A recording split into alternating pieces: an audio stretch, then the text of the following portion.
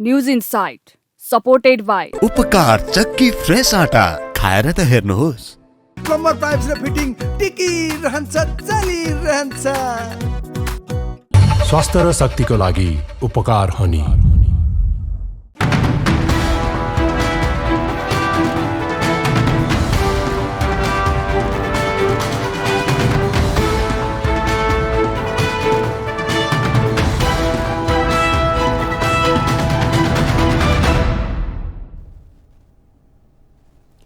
तपाईको चासोको न्यूजबारे विस्तृतमा बुझ्ने समय हो यो। खास न्यूजलाई खास कोणबाट हेर्ने समय हो यो। हरेक दिन यो समयमा हामी साझा र ताजा मुद्दा लिएर तपाईहरुमाझ आउनेछौं। नमस्कार, म प्रेजिना देवकोटा। सुरु गरौं हेडलाइन्सबाट। प्रतिनिधि सभाको सभामुख पदका लागि भोलि बिहीबार निर्वाचन हुँदै एमालेको तर्फबाट देवराज घिमिरे र कांग्रेसबाट ईश्वरी न्यौपानेको मनोनयन।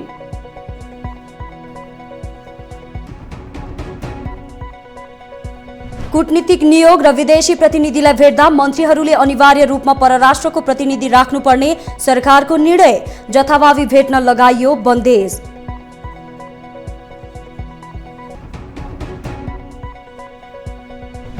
गोदी मिडिया उपमा पाएका भारतीय मिडियाहरू ज्यान फालेर नेपाल विरुद्ध दुष्प्रचारमा। कम्युनिस्ट सरकार र पोखरा विमानस्थल भारतीय मिडियाका लागि काउसो साबित।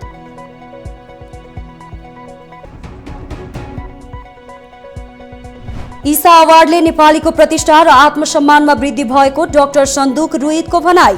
राष्ट्रपति पदका लागि आफ्नो कुनै लगाव नरहेको प्रश्नोक्ति।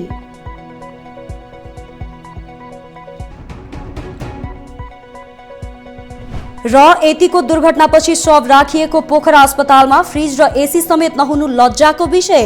गफ नदिई काम गर्न सर्वसाधारणको सरकारलाई सुझाव।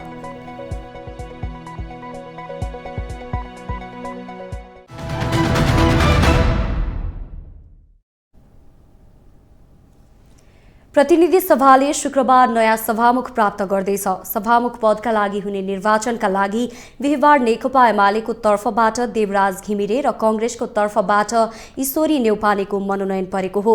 उम्मेदवारी पेश गर्दै दुवैले आफ्नो जित सुनिश्चित भएको दावी गरेका छन्। शुक्रबार प्रतिनिधि सभामा नयाँ सभामुख प्राप्त हुँदैछ। सभामुखका लागि 2 जनाको मनोनयन परेको छ। नेकपा एमालेका तर्फबाट देवराज घिमिरे र नेपाली कांग्रेसका तर्फबाट ईश्वरी न्यौपानेको मनोनयन आज दर्ता भएको छ। प्रतिनिधि सभामा आज मनोनयन दर्ता गर्दै गर्दा दुवैले आफ्नो पक्षमा मत पर्ने अथवा आफू विजयी हुने घोषणा गरेका छन्। देवराज घिमिरेलाई विशेष गरी सत्ता गठबन्धनका तर्फबाट सुभाष चन्द्र नेमुवाङ प्रस्तावक छन्।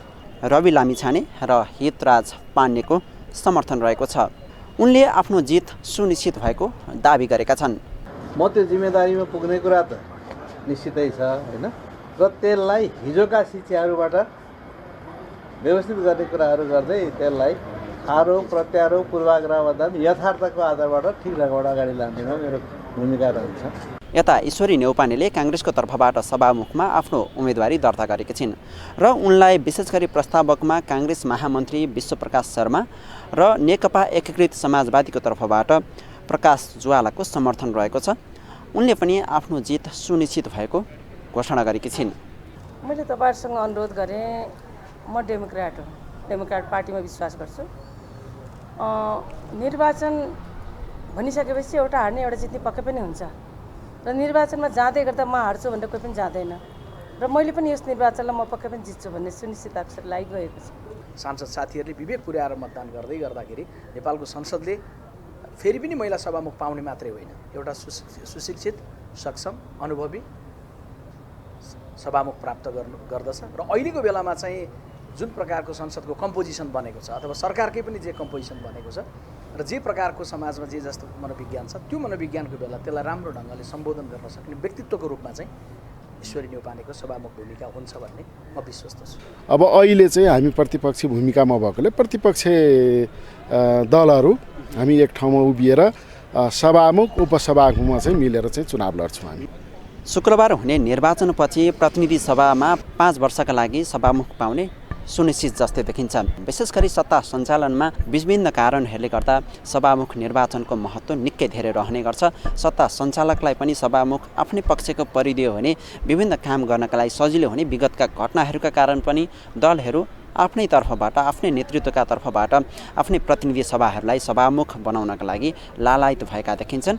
यसपटक नेकपा एमालेको पल्ला भारी हुने सङ्केत देखिएको छ, किनभने उसलाई सत्ता गठबन्धनका तर्फबाट राष्ट्रिय स्वतन्त्र पार्टी, राप्रपा, नेकपा एमालेको मतसँगै माओवादी केन्द्रको पनि मत पुग्ने देखिन्छ र यो मत पुगेको खण्डमा नेकपा एमालेका देवराज घिमिरेले 138 मत स्वाभाविक रूपमा प्राप्त गर्न सक्ने देखिन्छ। नेपाली कांग्रेसको सक्रियता र भूमिका नेकपा एमालेका अध्यक्ष केपी शर्मा ओलीलाई त्यति साह्रो पचेको छैन।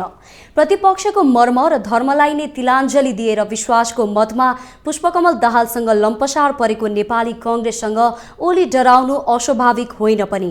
कांग्रेसले वर्तमान सत्ता गठबन्धनमा अलिकति मात्र भए पनि गडबड ल्याउन सक्यो भने एमालेको हातबाट राष्ट्रपति मात्र नभई ओलीको सम्भावित अर्को कार्यकाल पनि धराशायी हुनेछ। तर यसमा मुख्य भूमिकामा भने प्रधानमन्त्री दाहाल नै हुनेछन्। एक रिपोर्ट। सबै थोक आफ्नो हातमा आउने अवस्थाबाट चिप्लिएको नेपाली कांग्रेसका लागि अहिलेका दिनहरू सकसपूर्ण छ।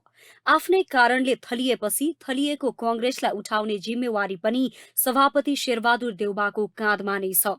जतिसुकै ढाकछोप गर्न खोजे पनि, जे जस्तो तर्क गरे पनि कांग्रेस अहिलेको अवस्थामा पुग्नुको मुख्य कारण सभापति देउबा र उनका कोर टिमका आसेपासे नै हुन्। तर देउबाका भक्तहरू यो अवस्थाको दोष देउबालाई दिनुहुन्न भन्ने धर्म स्थापित गर्न खोजिरहेका छन्। दाहाललाई विश्वासको मत दिएपछि हामीलाई पनि केही दिन्छन् भन्ने आशामा पुगेको कांग्रेसका लागि सभामुख मात्र नभई राष्ट्रपति पनि चिप्लिने अवस्था आउने सम्भावना बढ्दो छ।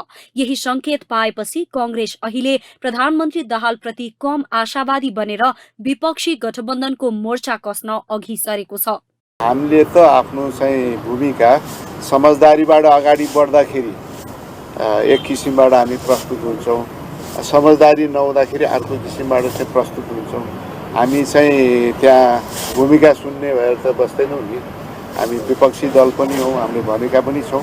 तर राष्ट्रपतिको संस्था र यो सभामुखको संस्था चाहिँ एउटा साझा सबैको दृष्टिकोणलाई चाहिँ मध्यनजर राखेर निष्पक्ष ढङ्गबाट चाहिँ कार्य सम्पादन गर्ने, संविधानको रक्षा, कानुनको रक्षामा केन्द्रित हुनुपर्ने पद भएको हुनाले हामीले एउटा चाहिँ समझदारीमा निष्कर्ष निस्कोस्, सबै दलहरूको समझदारीमा निष्कर्ष निस्कोस् भन्ने हामीले चाहेको हो। त्यसमा प्रधानमन्त्रीले केही समय अझ उहाँले चाहिँ त्यसबारेमा चाहिँ अन्तिम कुरा गर्छु भन्नु पनि भएको छ। त्यसलाई पनि हामी केही समय पर्खिन्छौँ। सरकार विस्तारको पहिलो दिनमा नै गठबन्धन भित्रका दलहरूबीच असन्तुष्टि देखा परेपछि खुम्चिएको देउबाको अनुहारमा केही तरङ्ग देखिनु अस्वाभाविक होइन। त्यसमाथि नेकपा एकीकृत समाजवादीका अध्यक्ष माधव कुमार नेपाल र जनता समाजवादी पार्टी जसपा अध्यक्ष उपेन्द्र यादव बुधबार बिहान देउबाको धुम्बराई स्थित भाडाको निवासमा पुगेपछि माहौल प्रतिपक्षमय बन्न थालेको छ। प्रधानमन्त्री दाहाललाई सबैले साथ दिएपछि उनीहरूले पनि दाहालबाट आशा राख्नु स्वाभाविक नै हो। तर प्रधानमन्त्री दाहाल जतिसुकै भने पनि ओलीको अंगालो अहिले नै त्याग्न सक्ने अवस्थामा छैनन्। आफूले शरण माग्दा शरण दिएको अनुभूति दाहालले पक्कै गरेको होलान्। तर अवसर पाउँदा काँध फेर्न 5 मिनट पनि नलाउने दाहाल र ओलीको विगत सुमधुर नभई तिक्ततापूर्ण नै छ। कांग्रेस भनौं अर्थात् सभापति देउबा यही दोबाटोमा पासो थापेर बसेका छन्। बिहिबार हुने सभामुखको निर्वाचनले पनि एउटा चित्र अब नेपाली राजनीतिमा कोरिने प्रष्ट छ। सत्ता र प्रतिपक्षीको कित्ताको हिसाब किताब अब यहीबाट हुने पक्का छ। प्रधानमन्त्री दाहालले खोजे जस्तो राष्ट्रिय सहमति र दाहाललाई विश्वासको मत दिँदा प्रतिपक्षी विहीन बनेको संघीय संसदको दृश्यको स्थायित्व यही सभामुखको निर्वाचनमा हुने पक्का छ। किनभने विश्वासको मत दिने पुराना मित्र शक्ति कांग्रेस र एकीकृत समाजवादीसँग दाहाल कसरी पेश हुनेछन्, यसैले सबै कुराको निर्भर गर्ने अवस्था छ। दाहालले ओली छाड्न नसके, प्रतिपक्षको धर्मको पनि रक्षा गर्न नसकेको कांग्रेस पार्टी बाहिर भित्र सबैतिर फेरि एकपटक आलोचित बन्नेछ। जसबेला देउबामाथि दया देखाउन खोज्नेहरूले बोल्ने शब्द सायदै होला। नेपाली कांग्रेसका सहमहामन्त्री बद्री पाण्डेले सरकारलाई विश्वासको मत दिए पनि नेपाली कांग्रेस प्रतिपक्षी नै भएको बताएका छन्। अर्थ न्यूजसँग कुरा गर्दै पाण्डेले विश्वासको मत कुनै पनि विषयसँग विनिमय नहुने दावी गर्दै कांग्रेस राष्ट्रपति पदका आसीन हुने लगभग पक्का रहेको बताए। राज्यको अथाह शक्तिको चाबी अर्कालाई बुझाएर गुमाएको सम्भावनाले नेपाली कांग्रेसले यति बेला प्रमुख प्रतिपक्षको धर्म र मर्म पनि गुमाएको भनेर आलोचना खिपिरहेको छ। प्रधानमन्त्री पुष्पकमल दाहाललाई पद दिन तयार नरहेको नेपाली कांग्रेसले प्रधानमन्त्रीलाई विश्वासको मत दिएर प्रतिपक्षको किता संसदमा रित्ता पारेको आरोप नेपाली कांग्रेसमाथि छ। पुष्पकमल दाहाललाई कुन आधारमा विश्वासको मत दियो भनेर नेपाली कांग्रेसले आफ्नो कार्यकर्तालाई अहिलेसम्म पनि प्रश्न पार्न सकिरहेको छैन। यसैबीचमा नेपाली कांग्रेसले सभामुखको निर्वाचनका लागि पनि उम्मेदवारी दिएको छ र राष्ट्रपति पदमा पनि आफ्नो दावी गर्नको लागि तयारी थालिसकेको छ। यी र यस्तै विषयमा केन्द्रित रहेर हामी कुराकानी गर्नेछौँ नेपाली कांग्रेसका सहमहामन्त्री बद्री पाण्डेसँग। स्वागत छ यहाँ। अब कांग्रेसले सभामुखको पदको लागि उम्मेदवारी दिएको छ होइन, जित्ने विश्वासले दिएको हो कि एमालेलाई चाहिँ मैदान रित्तो नछाड्नलाई दिएको हो? अब उम्मेदवारी दिँदाखेरि जित्ने कुराको पनि ग्यारेन्टी कसैले गर्न सक्दैन, हार्ने कुराको पनि ग्यारेन्टी गर्न सकिँदैन। हामीले भर्खरै उम्मेदवारी दिएका छौँ। भोलि 11 बजे मात्रै प्रतिनिधि सभाको बैठक बस्छ। त्योभन्दा पहिले हामी अरू दलहरूसँग पनि सम्पर्कमा जान्छौँ, अरू नेताहरूसँग पनि सम्पर्कमा जान्छौँ। हाम्रो उम्मेदवारले पनि सांसदहरूसँग सम्पर्क गर्नुहुन्छ। त्यसैले यो हार्ने नै हो भनेर भन्न पनि सकिँदैन, जित्ने नै हो भन्न पनि सकिँदैन। जित्नका लागि प्रयास गर्ने गरी हामीले चाहिँ उम्मेदवारी दिएका हौँ। जस्तै नेपाली कांग्रेसले प्रधानमन्त्रीलाई विश्वासको मत दियो होइन, अब उहाँले पनि त्यो गुणलाई चाहिँ कांग्रेसलाई फिर्ता गर्नुहुन्छ भन्ने आशावादी चाहिँ कतिको छ कांग्रेसभित्र? प्रधानमन्त्रीले हिजो पनि जुन सर्वदलीय बैठक बोलाउनु भयो त्यो हामीले हारगुहार गरेर उहाँले बोलाएको होइन, उहाँले आफ्नै विवेकले बोलाउनु भएको हो। र उहाँले भन्नु के भएको छ भने 10 गतेका दिन जुन जुन दल र जो सांसदहरूले मलाई समर्थन गर्नुभयो त्योभन्दा परिस्थिति 26 गतेपछि भिन्न भएको छ। 26 गतेपछि म अझ धेरै ठुलो समर्थनमा विश्वासको मत प्राप्त गरेको प्रधानमन्त्रीको रूपमा छु। अब मैले केवल 10 गतेलाई होइन कि 26 गतेलाई पनि मध्यनजर गर्दै अगाडि बढ्नुपर्छ भनेर उहाँले हिजो भन्नुभएको छ। उहाँको यो प्रस्ताव अनुसारै, उहाँको यो भावना अनुसारै राजनीति अगाडि बढ्छ भन्ने कुरामा हामी आशावादी त छौँ। तर आजै जसरी चाहिँ परिस्थिति चाहिँ जुन सकारात्मक दिशामा जानु पर्थ्यो त्यो गएको छैन। एमालेको पनि उम्मेदवारी परेको छ, हाम्रो पनि उम्मेदवारी परेको छ। अब यो बिचमा दलहरूका बिचमा कुरै नहुने भन्ने होइन। भोलि प्रस्तावहरूमाथि छलफल हुँदा हुँदै पनि कुनै दलले उम्मेदवारी फिर्ता लिन पनि सक्छ। त्यो हिसाबले चाहिँ मिल्दै जानुपर्छ, मिलाउँदै जानुपर्छ भन्नेमा छौँ हामी। र हामी के कुरामा क्लियर छौँ भने सरकार उहाँहरूको बनेको छ, त्यसमा मन्त्री बन्नका लागि नेपाली कांग्रेसले कुनै प्रकारको चेष्टा गर्दैन, प्रतिपक्षी बेन्चमा बडो गौरवका साथ बस्छ।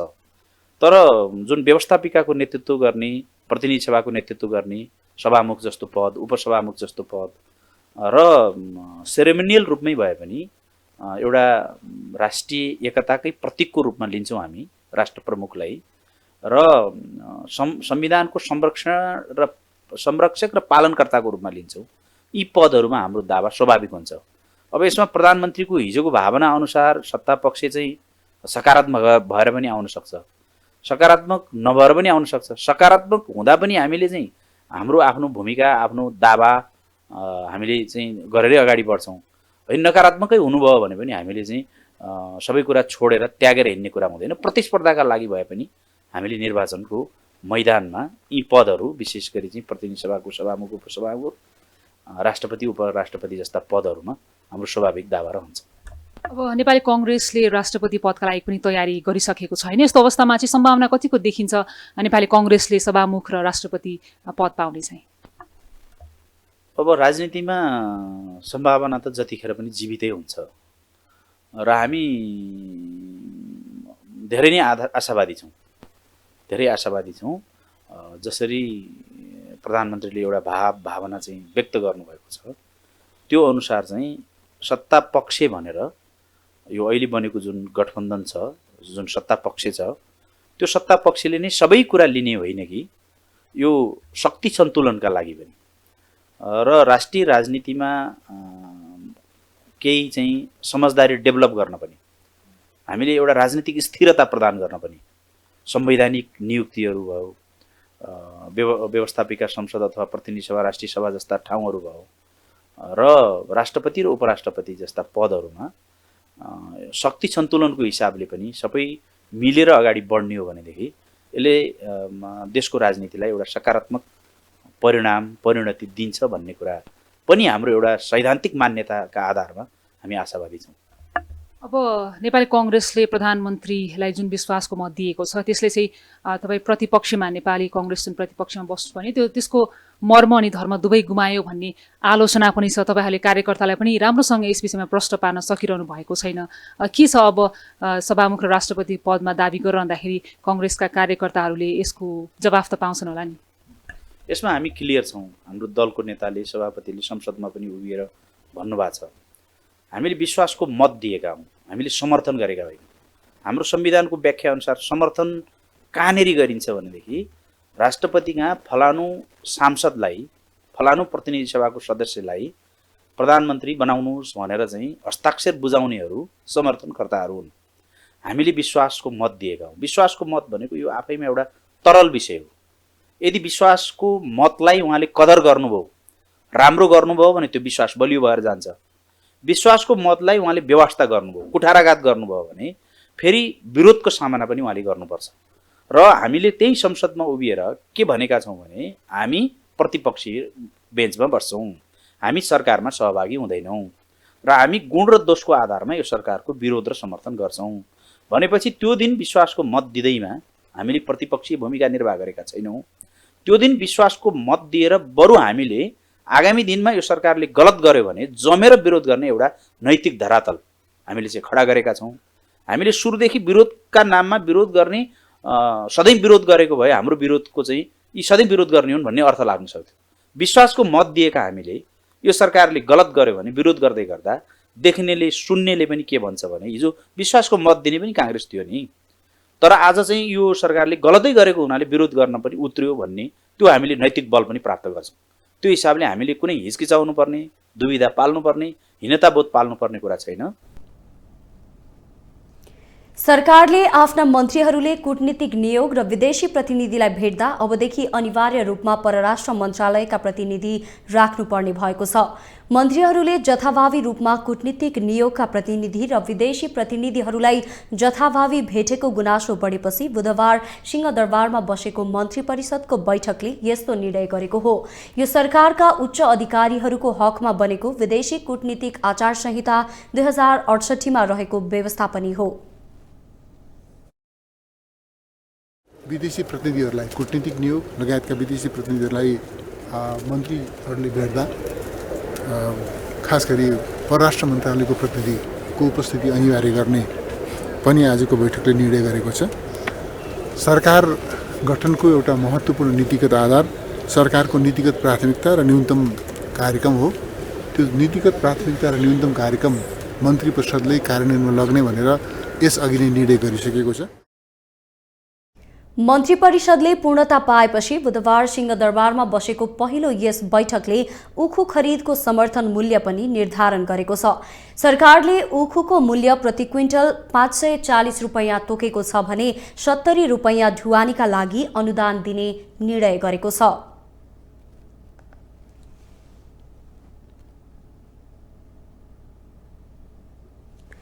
नेपालमा नेकपा माओवादी केन्द्रका अध्यक्ष पुष्पकमल दाहालको नेतृत्वमा सरकार गठन भएसँगै भारतीय मिडिया तिलमिलाएका छन्।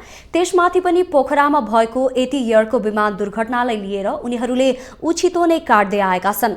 चीनलाई नजोडी नेपालको समाचार नै नबनाउने भारतीय सञ्चार माध्यमहरू अहिले एटीको विमान दुर्घटना भन्दा पनि पोखरामा चीन सरकारको ऋण सहयोगमा बनेको अन्तर्राष्ट्रिय विमानस्थलको कारण नेपाल विरुद्ध दुष्प्रचारमा नै खनिएका छन्। एक रिपोर्ट। जो भारत के लिए अच्छी खबर नहीं है, क्योंकि चीन नेपाल में जो कुछ भी कर रहा है उसके पीछे उसका मकसद भारत की घेराबंदी करना ही है। नेकपा एमाले सहित 7 राजनीतिक दलको समर्थनमा नेपालको संविधानको धारा 76 को 2 अन्तर्गत बनेको सरकारबारे भारतीय मिडियाले श्रृंखलाबद्ध रूपमा दुष्प्रचार नै थालेका छन्। कई रक्षा विशेषज्ञों का मानना है कि नेपाल में अब चीन समर्थक सरकार दोबारा आ गई है।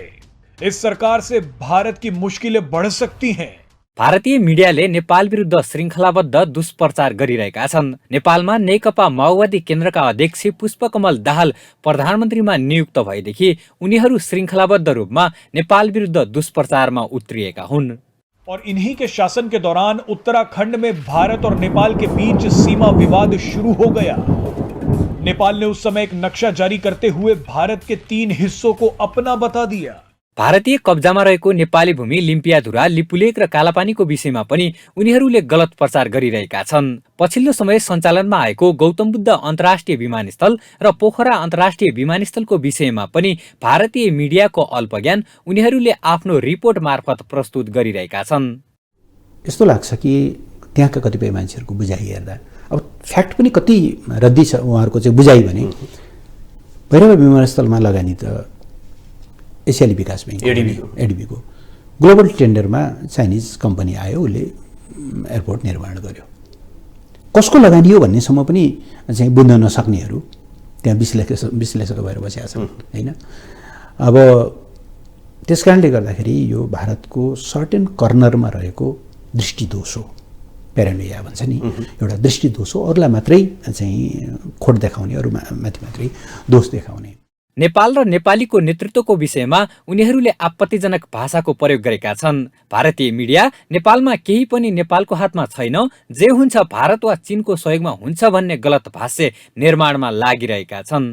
भारतका केही मिडियाकर्मीहरू, भारतका केही कथित विश्लेषकहरू, केही राजनीतिक नेताहरू, केही पूर्व प्रशासकहरू, कोही पूर्व सुरक्षा अधिकृतहरू, उहाँहरू कहिले पनि नेपाल एउटा स्वतन्त्र सार्वभौम राष्ट्र हो, उसले हरेक कुराको फैसला आफ्नो ढङ्गले चाहिँ गर्न सक्छ, गर्न पाउँछ, गर्छ र हामी त्यति बेलासम्म बोल्नु हुँदैन जबसम्म नेपालको कुनै पनि कदमले भारतको आधारभूत हितमा उसको चाहिँ जेन्युन इन्ट्रेस्टहरू हुन्छन्, कन्सर्नहरू हुन्छन्, त्यसमा असर नपरुन्जेलसम्म नेपालका 2टा छिमेकी छन्। हामीसँग जस्तै उसले चीनसँग पनि सम्पर्क राख्न सक्छ। नेपालको अन्तर्राष्ट्रिय सम्बन्ध छ, उसका 171, 72, 73 युएनकै मेम्बरहरू छन्, मित्रहरू जससँग उसले कूटनीतिक सम्बन्ध कायम गरेको छ। उनीहरूसँग उसका आवत जावत भ्रमणहरू हुन सक्छन्। कहिले पनि उहाँहरूले नेपाललाई त्यो आँखाले हेर्नु भएन। भारतीय मिडिया अहिले पनि नेपाललाई भारतको सानो भाइको रूपमा हेर्ने दृष्टिबाट माथि उक्लिन सकेको छैन।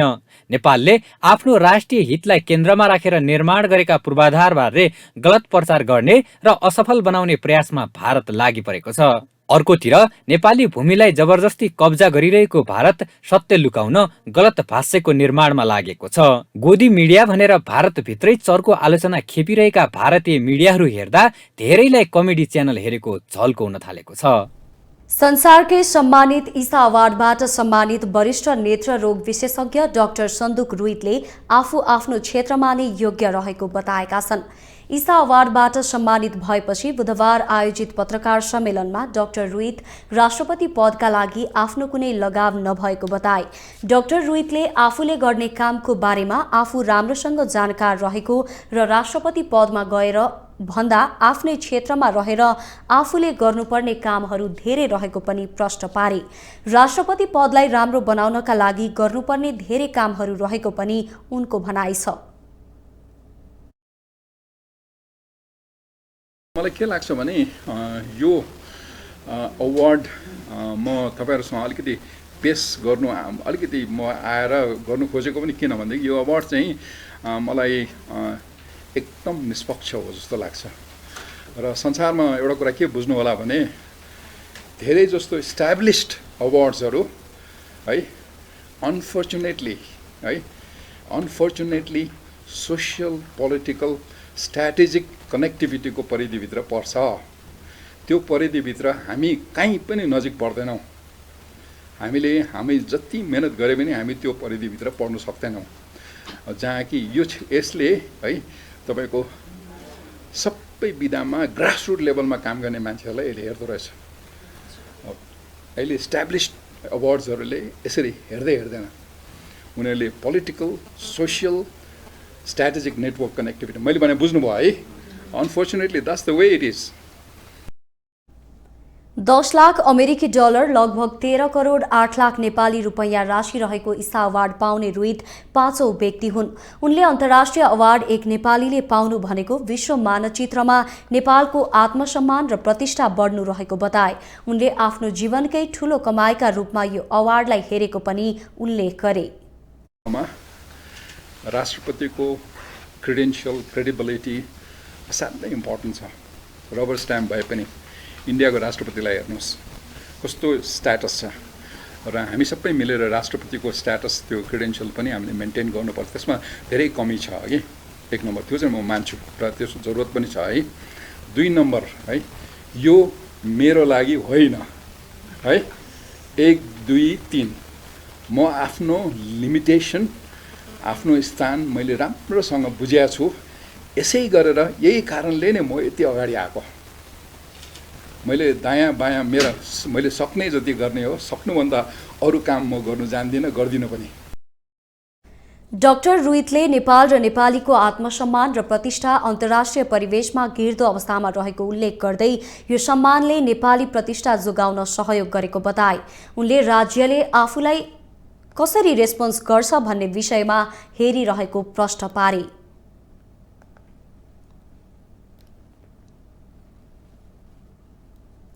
नेपाल राष्ट्र ब्याङ्कले तोकिएको मापदण्ड पूरा नगर्ने 6 विकास ब्याङ्क र 4 फाइनान्स कम्पनीलाई कारवाही गरेको छ।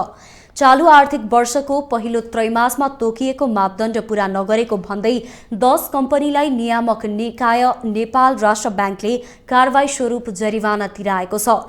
कारवाहीमा पर्ने ब्याङ्कहरूमा कर्पोरेट डेभलपमेन्ट ब्याङ्क, सिन्धु विकास ब्याङ्क, नारायणी डेभलपमेन्ट, सप्तकोशी विकास ब्याङ्क, सालपा विकास ब्याङ्क र कर्णाली विकास छन्।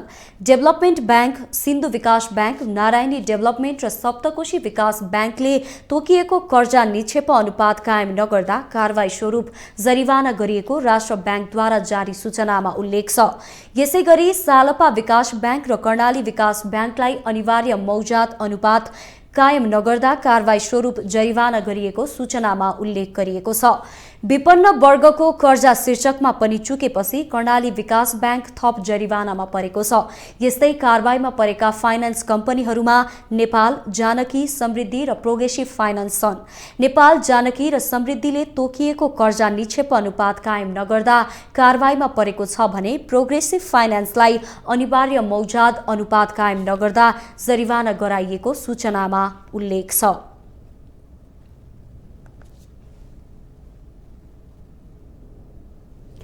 आपतकालीन अवस्था आइपरे हाम्रा अस्पताल एवं स्वास्थ्य संस्थाहरूको अवस्था कतिसम्म नाजुक छ भन्ने यसपटक छर्लङ्ग भएको छ। गत आइतबार पोखरामा भएको एटी एयरलाइन्सको विमान दुर्घटनापछि शव राखिएका पोखरा स्वास्थ्य विज्ञान प्रतिष्ठानमा अत्यावश्यक कुनै पूर्वाधार नहुँदा आफन्तलाई शव पाउन सकस नै भोग्नु पर्यो। एक रिपोर्ट। आइतबार काठमाडौँबाट पोखरा उडेको एटी एयरलाइन्सको विमान दुर्घटनामा पर्यो। अवतरणका क्रममा रहेको विमानमा चालक दलका 4 सदस्यसहित 72 जना सवार थिए। 72 जनाले नै ज्यान गुमाए। यो आन्तरिकतर्फ सबैभन्दा ठूलो मानवीय क्षति हो। हुन त कुनै पनि साना ठूला दुर्घटनाले संकेत दिँदैनन्, तर विमान दुर्घटनापछि शव राखिएको अस्पतालमा कुनै पूर्वाधार नहुनुले सरकारको कमजोरीलाई प्रष्ट पारेको छ। सोमबार बिहानैदेखि पश्चिमाञ्चल क्षेत्रीय अस्पतालको रूपमा चिनिने पोखरा स्वास्थ्य विज्ञान प्रतिष्ठानमा चहल पहल थियो। हातमा पन्जा, मुखमा मास्क लगाएका मानिसहरूको बाक्लै ओहोरो दोहोरो थियो, तर थिए सबै शोकमा। अस्पताल परिसरमा परिवारजनको आँखाबाट बगेको आँसु रोकिएको थिएन। छिनछिनमा गम्छाले आँसु पुछिरहेको दृश्यले त्यहाँ पुग्ने अधिकांशको आँखा पनि रसाइरहेको थियो। सोमबार 9 बजेबाट पोस्टमार्टम गरिने भने पनि राति 8 बजेसम्म जम्मा 2 वटा शवको मात्रै पोस्टमार्टम हुन सक्यो। आफ्नो प्रियजन गुमाएको पीडा एकातिर हुनु, त्यसमाथि पनि शव बेबारिसी तरिकाले चौरमा राखिँदा पीडामा नुन थप्ने बाहेक केही हुन सकेन। आफन्तहरू शवको पर्खाइमा थिए भने शव फ्रिजको।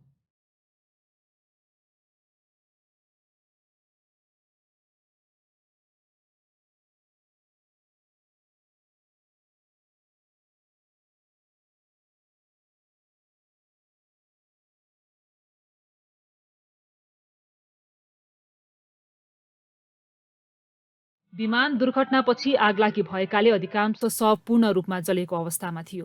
परिवारजनलाई पनि शव पहिचानमा सकस नै भइरहेको थियो, तर अस्पतालमा शवलाई सुरक्षित राख्ने कुनै सामान्य प्रविधि नहुँदा आफन्तहरूमा झन पीडा थपियो। आफूहरूले शव बुझ्दा गनाउने र कुहिने हो कि भन्ने प्रश्न बारम्बार उनीहरूले उठाइरहेका थिए। सकेन हुन त हामीले देखिरहेका छौँ विभिन्न नीति नियमहरू हुन्छन्, कतिपय अप्ठ्याराहरू हुन्छन्। यस्तो अवस्थामा, यो पीडाको अवस्थामा, शोकको अवस्थामा ती नीति नियमहरूलाई पनि सहजीकरण गर्ने, समाधान गर्नेतर्फ जानुपर्ने हो। तर सरकार अहिले के हेरिरहेको छ, झन् ती नीति नियमलाई कम्प्लिकेटेड बनाउनेतर्फ लागिरहेछ। सहजीकरण गरेर छिटो सक्नुपर्ने हो नि त। यो पीडा अथवा आफन्तहरू जो हुनुहुन्छ उहाँलाई छिटो सब बुझाउनु पर्ने हो। तर अहिले झन् कम्प्लिकेटेड बनाएर यसलाई समय धकेल्ने काममा सरकारी अधिकारीहरू, स्वास्थ्य अधिकारीहरू, प्रशासनिक अधिकारीहरू लागिरहनु भएको छ। यो एकदमै चिन्ताको विषय हो, दुःखको विषय हो। गण्डकी प्रदेशको राजधानी पोखरा काठमाडौँ पछिको दोस्रो ठूलो सहर। पश्चिमाञ्चल क्षेत्रीय अस्पतालमा शव सुरक्षित राख्ने उपकरण नहुनु राष्ट्रिय स्तरमा मात्र नभई अन्तर्राष्ट्रिय स्तरमा पनि लज्जाको विषय बन्यो। बाँचुन्जेल त भने जस्तो उपचार गर्ने उपकरण अस्पतालमा छैनन्। मृत्युपछि पनि शवलाई कहाँ र कसरी राख्ने बारे अस्पतालले ख्याल नै गरेको छैन। मृत्युपछि पाइने सम्मान पनि विमान दुर्घटनामा परेकाहरूले पाउन सकेनन्। दुर्घटना भएपछि अस्पतालले हतारमा एसी जडान गरेको थियो, तर त्यो पर्याप्त भएन। नलाग्दै त्यति बेला आएका डेड बडीहरू सग्लो देखिए, पछाडि चाहिँ धेरै बन्द भइसके पछाडिको डेड बडीहरू चिन्न नसक्ने अवस्थाको पनि छ। र म समग्रमा के भन्छु भने राज्यले यस्तो आपतकालीन, हिजो भूकम्प आउँदा नि त राज्य तयार थिएन नि त भने यस्ता खालका घटनाहरू बेला बेला भइरहन्छन्। यसका लागि तपाईँ गण्डकी अस्पताल, यो स्वास्थ्य विज्ञान प्रतिष्ठानमा हेर्नुहोस् न, डेड बडी ल्याएर राख्ने ठाउँ, फ्रिजिङ गर्ने ठाउँ छैन। उनीहरूलाई पोस्टमार्टम गरिसकेपछि कहाँ राख्ने, पोखराका कतिवटा अस्पतालमा लैजाने, त्यो पनि व्यवस्थापन छैन। त्यसर्थ हिजो मात्र ल्याएर एसी जडान गरिएको छ। के दुर्घटना भइसकेपछि मात्र एसी जडान गरेर सम्भावना होइन त्यसको चाहिँ समाधान हुन्छ त? यो त होइन नि। राज्यले कुनै पनि दुर्घटना पर्छ भनेर त्यो खालको व्यवस्थापन त गर्नु पर्यो। गण्डकी प्रदेशको राजधानी हो यो। यहाँको सरकारले, स्थानीय सरकारले, प्रदेश सरकारले, कम्तीमा सङ्घीय सरकारले यो राजधानी पोखरा जस्तो ठाउँमा त्यति व्यवस्थापन गर्न जरुरी छ।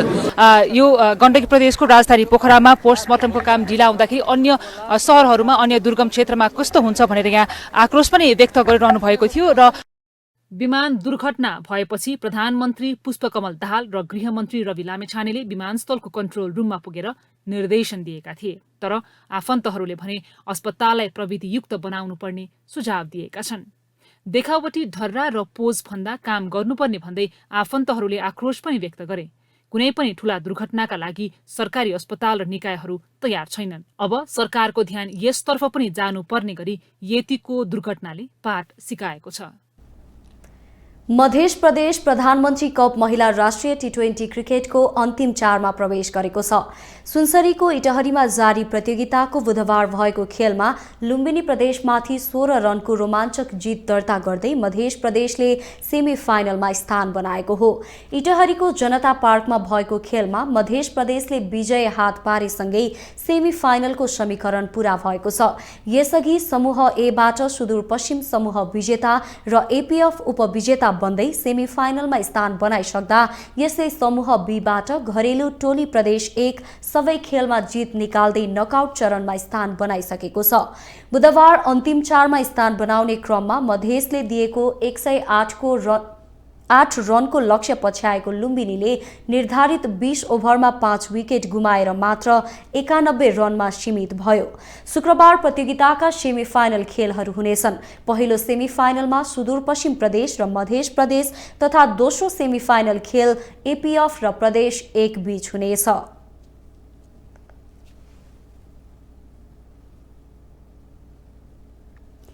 राष्ट्रिय फुटबल टोलीका खेलाडीहरू विदेशिने क्रम तीव्र बनेको छ। धमाधम खेलाडीहरू बाहिरिन थालेका छन्। मंगलबार नेपाली राष्ट्रिय फुटबल टोलीका सुरुवाती रोजाइमा खेलिरहेका 3 खेलाडी एकसाथ अस्ट्रेलिया पलायन भए। यसको एक दिनपछि राष्ट्रिय फुटबल टोलीबाट खेलिसकेका रञ्जन बिष्ट र नितिन थापा पनि बुधबार अस्ट्रेलियाका लागि उडेका छन्।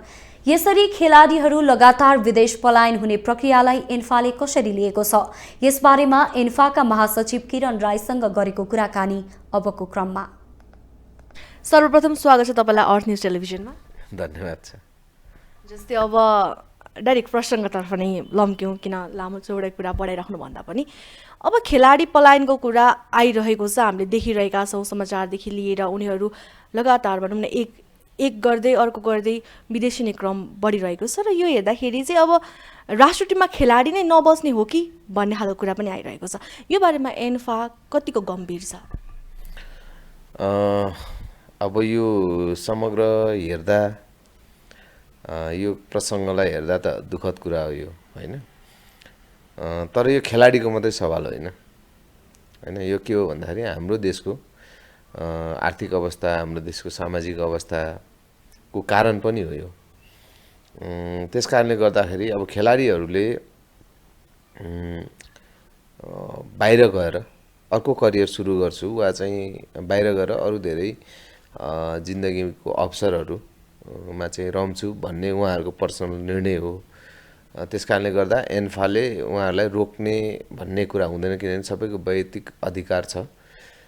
तर अब किन जान पर्यो त भन्ने प्रसङ्गमा आउँदाखेरि चाहिँ खालि एन्फाको कारणले मात्रै भन्ने भन्दा पनि यो चाहिँ हाम्रो देशको नै अवस्था हो। किनकि खेलाडी मात्रै होइन कि हाम्रो देशको विभिन्न क्षेत्रको व्यक्तित्वहरू पनि बाहिर गइरहेको स्थिति छ र अब एउटा खालको अब देश छोड्ने र एउटा राम्रो देशहरू अब होइन जापान, अस्ट्रेलिया, अमेरिका, युरोप जस्तो देशहरूमा जान रुचाउने वा चाहिँ त्यो खालको एउटा चाहिँ डरलाग्दो चाहिँ नेपाली चाहिँ ट्रेन्ड छ, होइन? त्यो ट्रेन्डले खेलाडीलाई पनि अब अछुतो राख्न सकेन भनेर निष्कर्ष निकाल्नु पर्छ। त्यस कारणले गर्दाखेरि अब यो समग्र राष्ट्रिय समस्या हो। अरू क्षेत्रमा जस्तै खेलकुदमा पनि यो अब समस्याको रूपमा आइपरेको छ। तर पनि अब हामीले हाम्रो तर्फबाट नेपालमै खेलाडीहरूलाई खेलेर बाँच्ने, सिकाएर बाँच्ने र चाहिँ खेलाएर बाँच्ने अवस्था, होइन, सिर्जना गर्नको निम्ति खेलकुद क्षेत्रमा खास गरी अखिल नेपाल फुटबल सङ्घले त्यो भूमिका वा त्यो कार्यक्रमहरू ल्याइरहेकै छ। तर अब यो कार्यक्रमले मात्रै खेलाडीहरूको आकाङ्क्षा भनौँ न, उहाँहरूको व्यक्तिगत आकाङ्क्षा सायद पुरा हुन सकेन, होइन? उहाँहरूको पारिवारिक आवश्यकताहरू होला, उहाँहरूको पारिवारिक एउटा चाहिँ अपेक्षाहरू होला नि त जिन्दगीमा, होइन? त्यस कारणले गर्दाखेरि सायद उहाँहरूले त्यो निर्णय लिनुभयो होला। यो अब समग्र हेर्दा त दुःखद छ, तर अब यो हामीले यसलाई चाहिँ रोक्नको निम्ति कार्यक्रमहरू, प्रतियोगिताहरू मार्फत सम्बोधन गर्ने प्रयत्न गरिरहेकै छौँ। तथापि अब यसको अलावा पनि उहाँहरू जाने जुन निर्णय गर्नुभएको छ, अब उहाँहरूलाई शुभकामना भन्ने भन्दा त अरू के हुन्छ र? खेलाडीहरू राष्ट्रका गहना हुन् भन्ने कुरा त अब बोलीमा मात्रै सीमित भयो जस्तो खालको स्थिति भइसकेको छ। जस्तै अब भनौँ न, यहाँनिर नै उनीहरूलाई राम्रो खालको वातावरण सिर्जना भएको थियो भने विशेष गरी त खेलाडीहरूले खेलेरै उनीहरूको जीवनयापन गर्ने क्रमलाई जोड्दाखेरि चाहिँ यदि त्यो सृजना भएको थियो भने त उनीहरू विदेशी दिनन् थिए कि भन्ने खालको कुरा पनि आइरहेको छ। नेपालमा खेलेरै खेलाएरै सिकाएरै बाँच्ने अवस्था छ त, होइन? किन छैन? बाँचिरहेको छ मान्छे, होइन? जागिर पाइरहेको छ, जब पाइरहेको छ। त्यसमा चाहिँ फुटबलको त धेरै छ, होइन? अझै राम्रो खेलाडी, राम्रो प्रशिक्षक, राम्रो रेफ्री हुने हो भने त नेपालको मात्रै कुरा भएन, संसारभरि चाहिँ ढोका खुल्ला छ, होइन?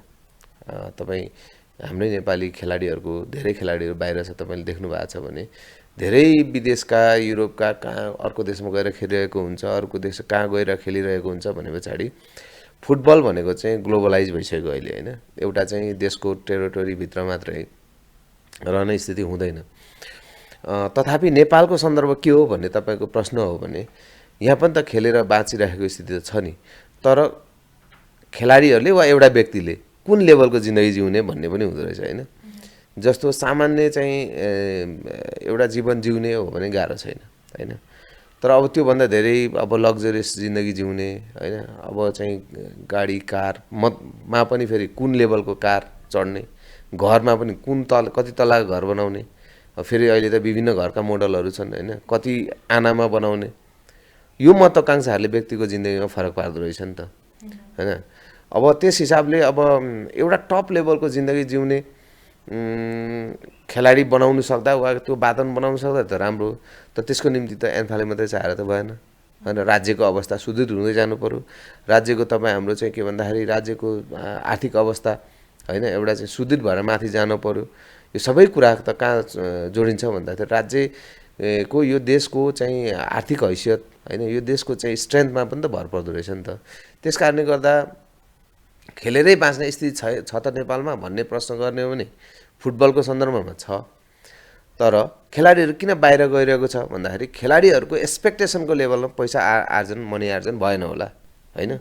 जस्तो किरण चेम्जोङले होइन एउटा सिजनको चाहिँ लाखौँ रुपियाँ कमाइरहेको छ होइन, बाहिर गएर खेलिरहेको छ भने अब हाम्रो लिगमा खेल्नेले चाहिँ त्यही हिसाबको चाहिँ इन्कम गर्छ होला भने पछाडि खेलाडीहरूको चाहिँ एउटै रेसियोमा इन्कम हुने स्थिति हुँदैन, किनभने खुल्ला बजार छ होइन। त्यस कारणले उहाँहरूको फेरि पर्फर्मेन्सको कुरा छ, उहाँहरूको क्षमता योग्यता दक्षताको आधारमा चाहिँ पे हुने वा लेनदेन हुने हुन्छ भन्दाखेरि खेलेरै बाँच्ने स्थिति छैन होइन, छ।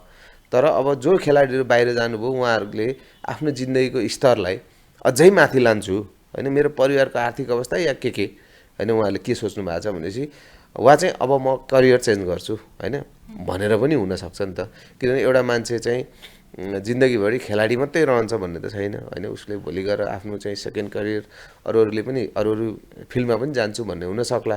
त्यस कारणले गर्दा उहाँहरूको नितान्त निजी कुरा भयो यो। तर नेपालको सन्दर्भमा खेलकुद मध्येमा फुटबलमा खेलेरै बाँच्ने आधारहरू नभएको छन्। तर अब उहाँहरू जो बाहिर जानुभयो उहाँहरू त्यसबाट सायद सेटिस्फाइड हुनु भएन होइन र बाहिर जानुभएको छ। अब हाम्रो तर्फबाट सदैव अझै धेरै राम्रो गर्ने प्रयत्नहरू भइ नै राखेको छ, त्यो निरन्तर हुन्छ। मिडियालाई प्रजातन्त्रको पहरेदार नभई आफ्नो शत्रु ठान्ने शासकहरू संसारको धेरै देशमा अस्तित्वमा छन्। विशेष गरी यो रोग दक्षिण पूर्वी एसियाली मुलुकहरूमा पनि समय समयमा देखिने गरेको छ। तर पत्रकार मारिया रेसा, जसले फिलिपिन्समा प्रेस स्वतन्त्रतामाथि लगाउन खोजिएको अंकुशलाई चुनौती मात्र दिएनन्, सञ्चार माध्यमको स्वतन्त्रतालाई छुन नहुने न्यायिक नजिर पनि स्थापित गराएकी छन्। एक रिपोर्ट। पत्रकार एवं नोबेल पत्रकार विजेता मारिया रेसा विगत 5 वर्षदेखि तनावमा थिइन्। उनको अभिव्यक्ति मात्र नभई लेखकीय स्वतन्त्रतामा पनि अंकुश लगाइएको छ। तर लामो बहसपछि फिलिपिन्सको सर्वोच्च अदालतले रेसालाई निर्दोष साबित गरेको छ। अदालतबाट भएको यो फैसलालाई फिलिपिन्समा प्रेस स्वतन्त्रताको जितको रूपमा हेरिएको छ। सन् 2018 देखि चलिरहेको यो मुद्दामा यदि रेसा दोषी साबित भएको भए उनलाई 34 वर्ष लामो जेल सजाय हुनेवाला थियो। तर रेसा मात्र बचिनन्, फिलिपिन्समा प्रेस स्वतन्त्रता पनि बचेको छ। अदालतको फैसलापछि रेसाले सत्यको र न्यायको जित भएको प्रतिक्रिया दिँदै फिलिपिन्समा न्याय नमरेको प्रतिक्रिया दिएकी छन्।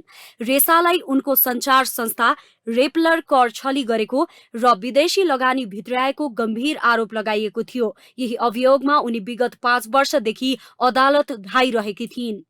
फिलिपिन्सका तत्कालीन राष्ट्रपति रोड्रिगो डुटर्टेले मारिया रेसा र उनका सञ्चार संस्था रेपलरलाई विदेशी लगानी भित्र्याउँदै ठूलो मात्रा कर छली गरेको आरोप लगाउँदै अभियुक्त बनाएको थियो।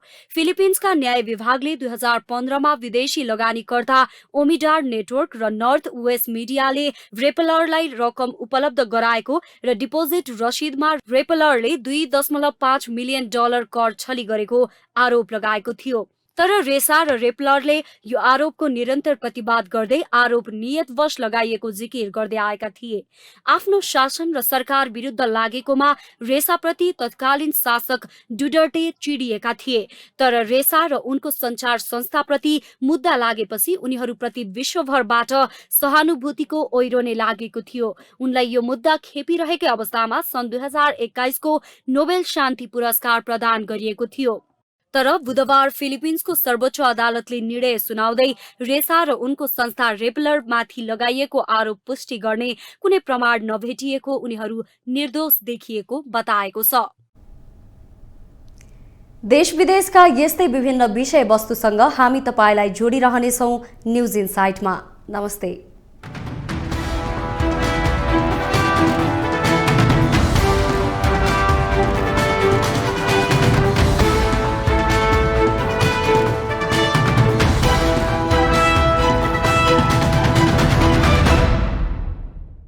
न्यूज इनसाइट सपोर्टेड बाय उपकार चक्की फ्रेश आटा खाएर त हेर्नुहोस्। प्लम्बर पाइप्स र फिटिङ टिकिरहन्छ चलिरहन्छ। स्वास्थ्य र शक्तिको लागि उपकार हनी।